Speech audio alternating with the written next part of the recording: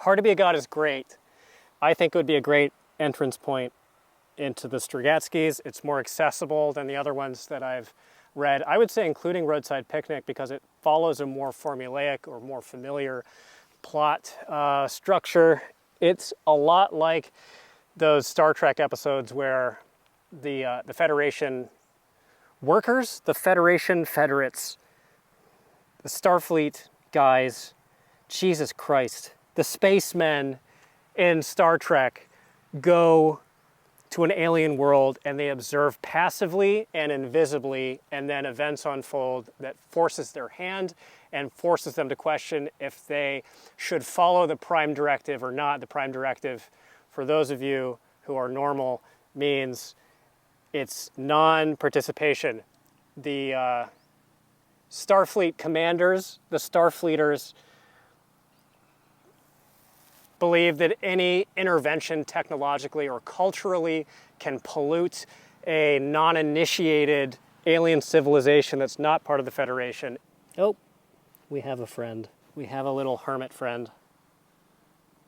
Observers from Earth infiltrate a world seeded by human beings, kind of reminiscent of the Hainish books by Le Guin in this way and in multiple other ways.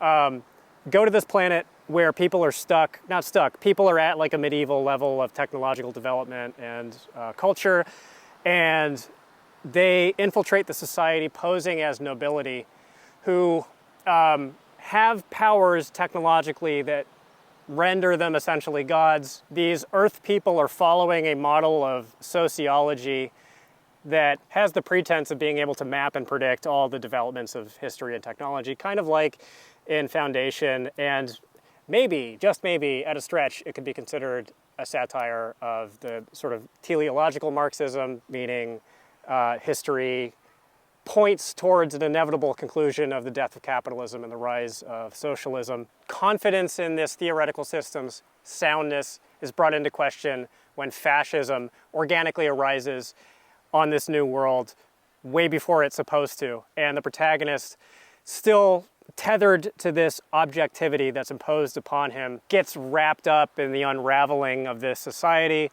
as the powers that be, the fascistic elements, crack down on the intelligentsia and start rounding up scholars and imprisoning or executing them. It is a really fun, really smart book. There's not a whole lot of books that do that in science fiction. It has all of the savvy of Le Guin, but none of her sluggishness.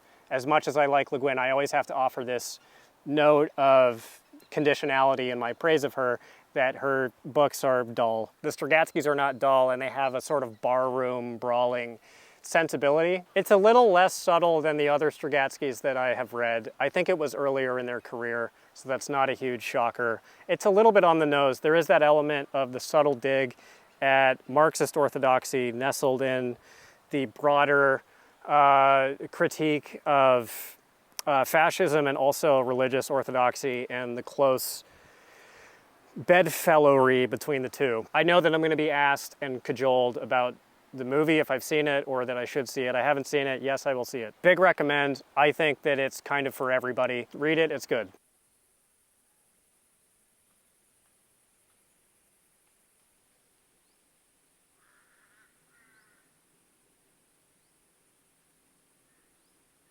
Then I read The Philosopher's Stone by Colin Wilson, which I will say at the outset, I didn't like at all. That might surprise a few people. It might dismay some people.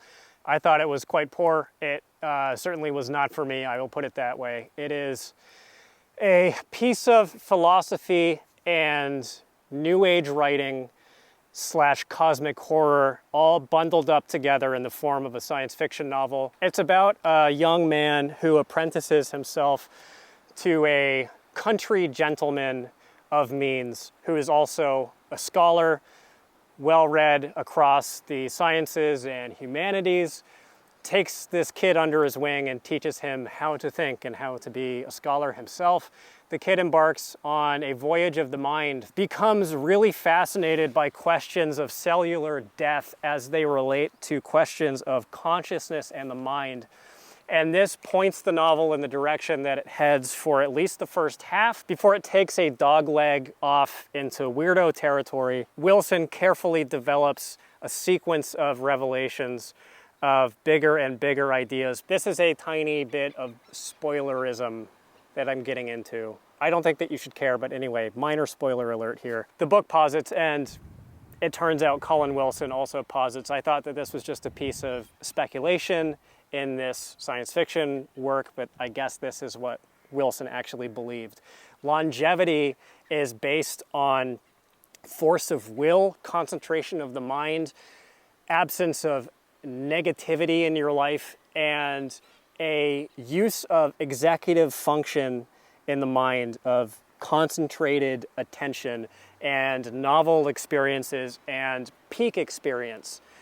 That's really the thing. It's not called the peak experience, but this was the thing of utmost importance, seemingly in Wilson's philosophy, based on what I gather and based on this novel, that when you can marshal all the forces of memory and you can expose yourself constantly to new stimuli, both in your own intellectual pursuits and in your experience of the world and experience of nature, that you can access states of ecstasy and awareness that flirt with the mystical. An extension of that idea is that for the chosen few Ubermenschen, immortality is possible through applied use of these tactics of the mind. I read in one article that apparently Wilson believed that he would live to be 300 years old because he had figured out this secret. In this first part of the novel, he also stumbles into a discovery that if you place a very thin filament of a specific kind of metal in the forebrain,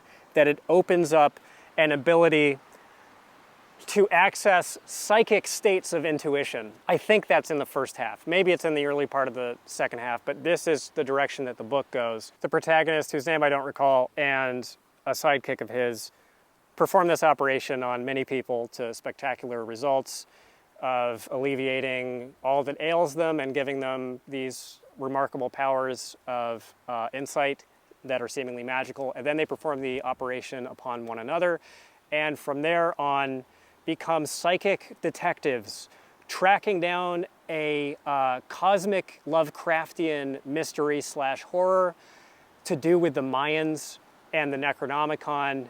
And at this point, I have to admit, I was so turned off by the book and so bored that I was barely paying attention. It gets into some true Lovecraftian, breaking the fourth wall, directly referencing Lovecraft cosmic horror that I found pretty lame. And then Wilson switches to this writing style that's just pure info dump and exposition that he pawns off as insights from the characters who now, because they are psychic by means of this operation, have the power of exposition, that they can look at an object and intuit the entire backstory. I thought the novel was kind of a mess. The second half I really didn't care for at all. The first half was promising. I thought that it was building towards something that was going to be a big payoff, but it just kind of looped back around on itself, and it started trafficking in these truisms and aphorisms that I just did not think were that insightful or impressive. It exists in this uncanny valley between science fiction, mystical writing or new age writing, and self-help. I also just am not sold on Colin Wilson himself. He seemed really conceited, and that comes through in Philosopher's Stone. There's a part that really checked me out of the book where the protagonist, who is a mouthpiece for Wilson, at least here, is talking about Shakespeare and rolling his eyes, calling him a second-rate hack, and calling him this on the grounds that his plays read like the bickering of gay couples. And the book itself, I don't think, is quite coherent enough as science fiction. I just wasn't really that impressed.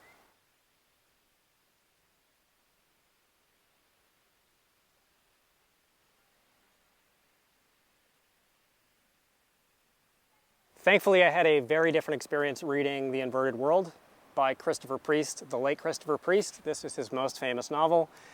It's one of the best science fiction novels that I've ever read. It is structurally perfect. It combines all of the elements that I like in science fiction. I think all the elements that really anybody could ask for in science fiction. hard science, soft science, characterization, plotting, all the above. It all just works in perfect synchrony. It starts as a coming-of-age story following this boy in his transition into manhood away from what's called the creche, which is like a segregated school for kids under a certain age. And when they hit adolescence, they're taken out of their familiar world, which is the interior of this huge wooden city that's like a spaceship that's set on train tracks going through this desert. They're taken out of the city and shown the city from an outside perspective for the first time, and are apprenticed to different guilds that are managing this huge city's transit through the desert towards a destination unknown. At first, he works with the rail layers who run behind the city and pull up track after it's already moved over it and then set it down in front. So it's constantly moving along this shifting temporary railway. This big question of what the city is, where it came from, how it operates, and why it is on this endless journey is answered in this piecemeal way that is perfectly delivered. Each little bit of that big picture answer is delivered narratively at the exactly appropriate time to keep your attention in a state of acute activation and curiosity, and opens up the plot bigger and bigger and bigger. It is a science fiction book that does it all.